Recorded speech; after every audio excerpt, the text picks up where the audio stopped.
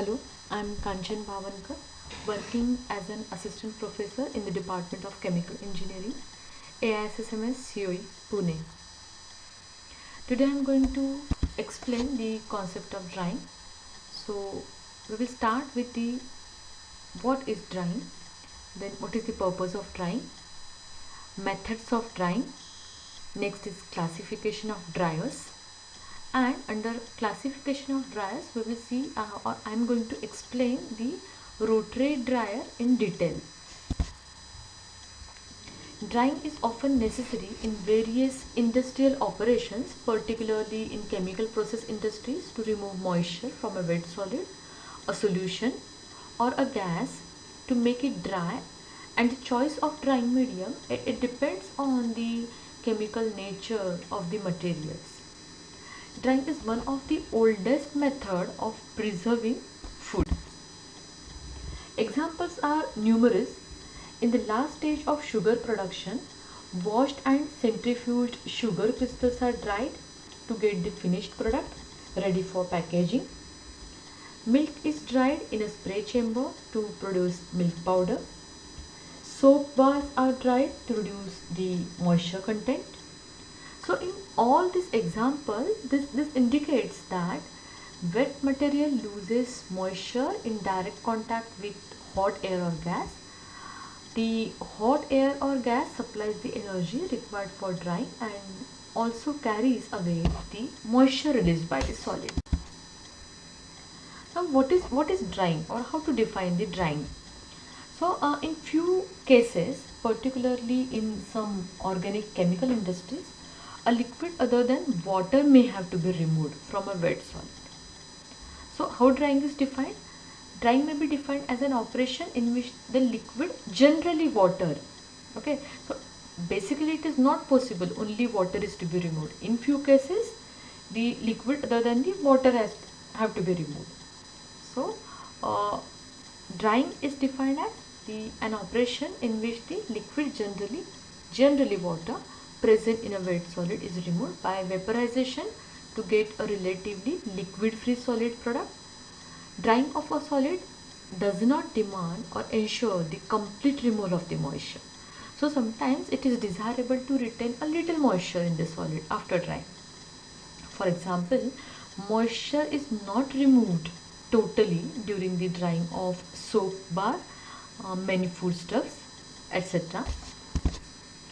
Now it is not necessary again the moisture is removed from the wet solid only. There are other examples of removal of moisture from gases and liquids which are conventionally called drying, but that do not come under the scope of this chapter. This drying chapter, it deals with the removal of moisture from the wet solid only. So dehydration of gas by absorption or adsorption of the moisture is called drying. Natural gas is dried by absorption of the moisture in triethylene glycol in a tray tower. Then the air is dried by adsorption of the moisture in silica gel. The removal of small amount of dissolved moisture from benzene before the chlorination of benzene. For example, it is carried out in a distillation column. This is called as the drying of benzene. So these are the examples where the moisture is removed from the liquid and from gases.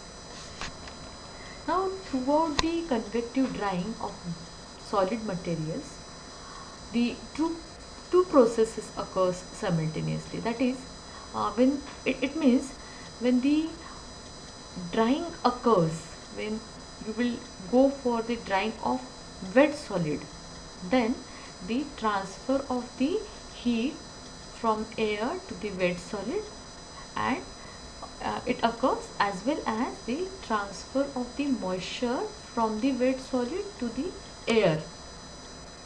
That also occurs during this drying operation.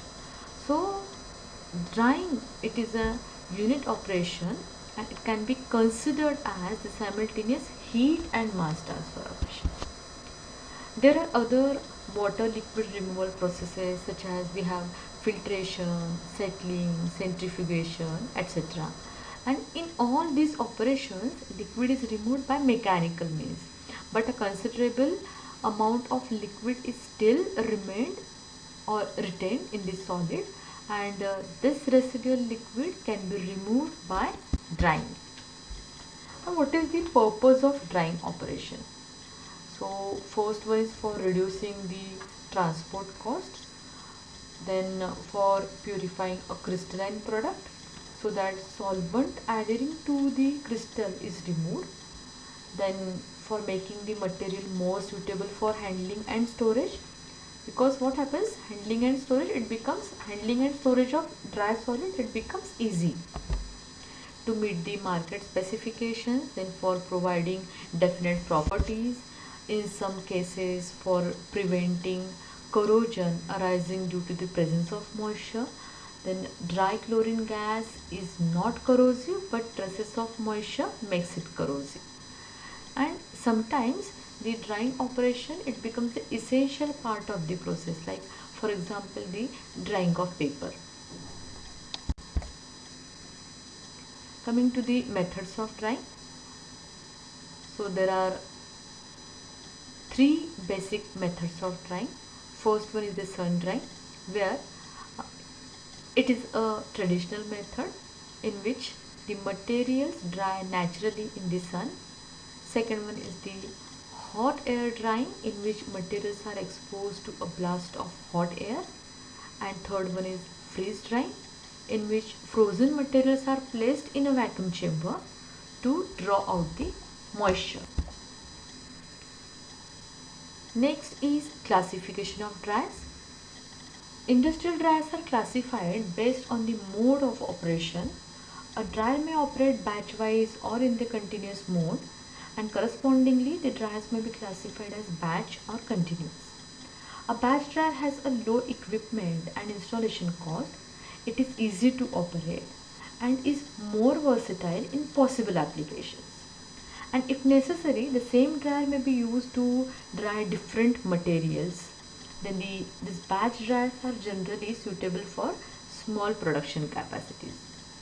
Now second one is depending upon the state of the wet solid. The wet feed to a dryer may range from a liquid solution, a slurry, a paste or a filter cake to free flowing powders, then granular or fibrous solids or lumps. Dryers may be classified on this basis too. And third basis is the method of the energy supply.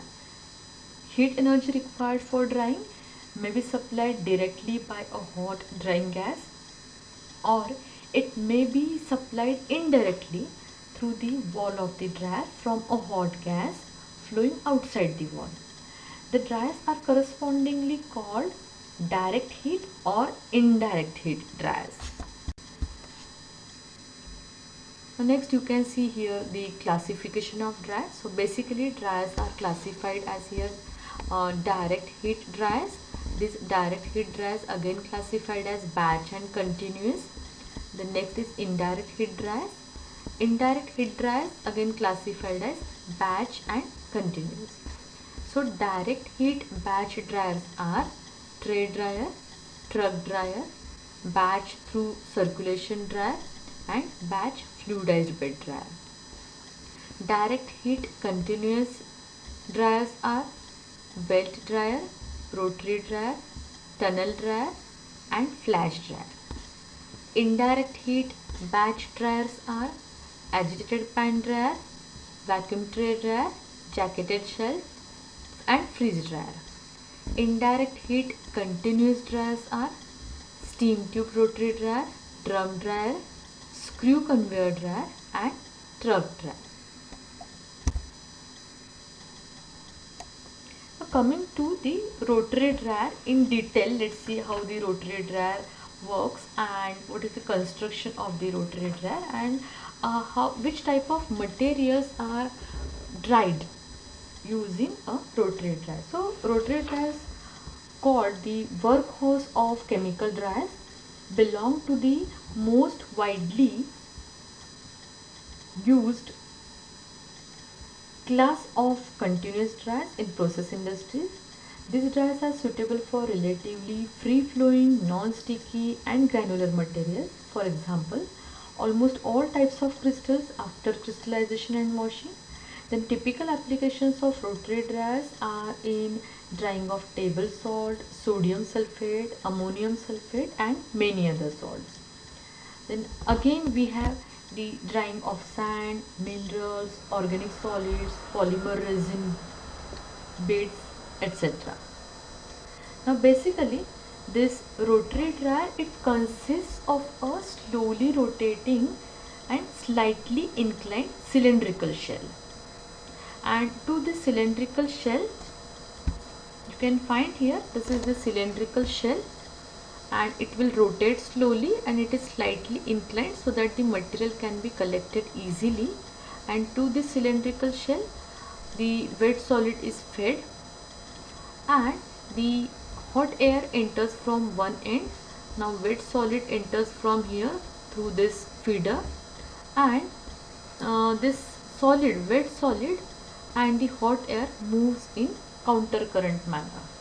And what happens, the moisture from the wet solid goes to the air, so air leaving this dryer, it will be humidified air and the dry solid can be collected at the lower end.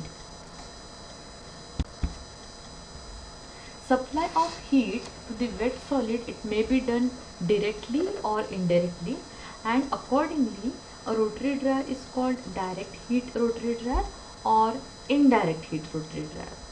Now in a dryer of the former type, the wet solid is dried in direct contact with a hot gas flowing parallel or counter current to the moving solid. In an indirect heat dryer, on the other hand, heat is supplied through the shell wall of the dryer by a hot fluid flowing outside. Heat supply may also be done by steam condensing in a jacket around the shell or in heating tubes provided within the shell. This is the image of the direct heat rotary dryer.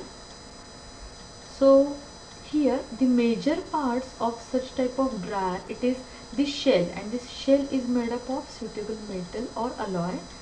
Then the major internals of this dryer is, rotary dryer is, lifting flights here you can see. So you can see, so inside this shell flights are provided, and what is the function of the lifting flights?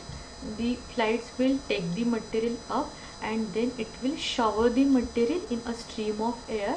So what will happen, because of this the agglomeration of the particles is avoided using these flights, and this also ensures a good contact between the solid and the hot gas and continuously exposes the solid so that drying of the particle, it occurs uniformly. And now what happens, there is possibility that some solid sticking to the shell wall you will have, or the flights. So solid may get stick to the shell wall or flights, and for that purpose this stick particles, these are disengaged by external shell knockers. So here you will find external shell knockers are provided. Then coming to the solid feeding, the solid feeder should push the wet solid into the dryer at the top end, but should not allow the drying gas to escape through it. And for that, a screw feeder is most convenient because it acts as a gas seal too. So a conveyor mixer may be used if a part of the dry product is mixed with a sticky feed to reduce its stickiness. Now about the dust collection, the exit gas from a rotary dryer often carries over or entrains considerable amount of fines. So when the gas leaves the dryer, the air may contain, or when air leaves the dryer, that air may contain the fine particles, and that is called as entrainment. And what is done for that?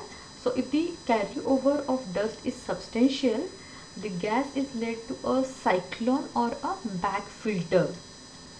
The air leaving the dryer it will be sent to the cyclone or back filter to separate the fines. And if there is excessive dusting, then the mass flow rate of the dryer of the hot gas that is kept low. So the majority of the rotary dryers operate at gas velocities below 2 meter per second. About heat efficiency, the fraction or the percentage of the thermal energy of the hot gas that is utilized for drying, it is called as heat efficiency, or it is also called as thermal efficiency of the dryer. Now the rest of the supplied energy leaves the dryer with the hot gas, or it is lost to the ambient. Heat efficiency of a rotary dryer, it may vary from 20% to 80% depending upon the operating temperature. Thank you.